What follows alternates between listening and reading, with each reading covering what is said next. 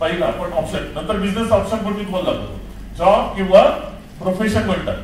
ठीक आहे, वकील, डॉक्टर, इंजिनियर वगैरे. नेहमी लक्षात घ्या, ही लोक लिहू नका लिहून काय आवडत नाही. मला माहितीये तुमच्यावर एवढं कॉन्फिडन्स की परत पुढचे 6 महिने काही वही उघडून बघणार नाही. तुम्ही समजून घ्या, समजून घेतला आयुष्यभर लक्ष धरणार. ठीक आहे, ओके. किती लोक कॉलेजला गेले?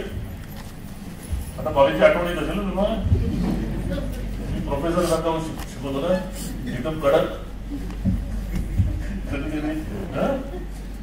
नीट लक्ष दिलं नाही का? मी काय म्हणतो, ही लोक पैसे, मी पण जॉब मध्ये होतो, पैसे कसे कमवतात त्याचे? आपला वेळ देऊन पैसे कमवतात. वेळेच्या बदल्यात त्यांना काय मिळतं? पैसे मिळतो. कसं सांगतो तुम्हाला. ही वेळ टाइम, प्रत्येकाकडे टाइम 8 तास, 12 तास, 16, 20 आणि 30 तास आहेत का कोणाकडे? आता या वेळेच्या बदल्यात तुम्हाला जो पैसा मिळतो प्रत्येकाला सेम मिळतो का? वेगवेगळा मिळतो. कशावरती डिपेंड आहे ते? Knowledge. Very good, very good, very good. पहिलं म्हणजे क्वालिफिकेशन, नंतर येतं एक्सपिरियन्स, तिसरं आहे नॉलेज, चौथं आहे स्किल, कौशल्य त्या कामाचं. बरोबर ना?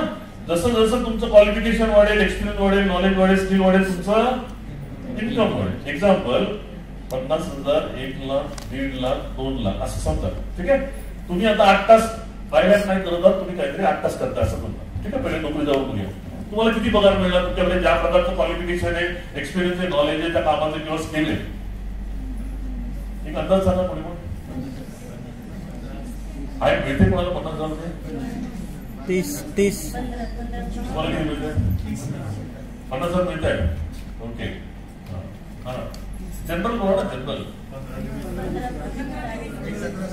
25 पकडूया. 25 किती पकडूया? 25. आता एक्झाम्पल, तुम्ही 8 तास नोकरी करताय, तुम्हाला 8 तासाचे 25,000 मिळत आहे असं समजा. तो मिळतं तरी प्रॅक्टिकल बोलतोय, लक्षात नाही का? आणि हे तुम्हाला समजतं की मला पुढं तुम्हाला अजून पैसे पाहिजे, तर तुम्ही काय करणार? तास वाढवणार, वेळ वाढवणार ना. तुम्ही 8च्या ठिकाणी काय करणार? 12 तासाची किती मिळणार तुम्हाला सांगा आता? 35, 10,000 मिळतील. बरोबर ना? हे पण पुरत नाहीये, तुम्हाला अजून पैसे पाहिजे. 16,000 नाही करणार, नाही होणार. आता इथं काय शिकलं?